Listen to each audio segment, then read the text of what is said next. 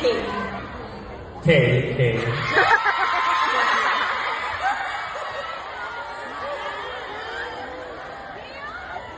Oppa.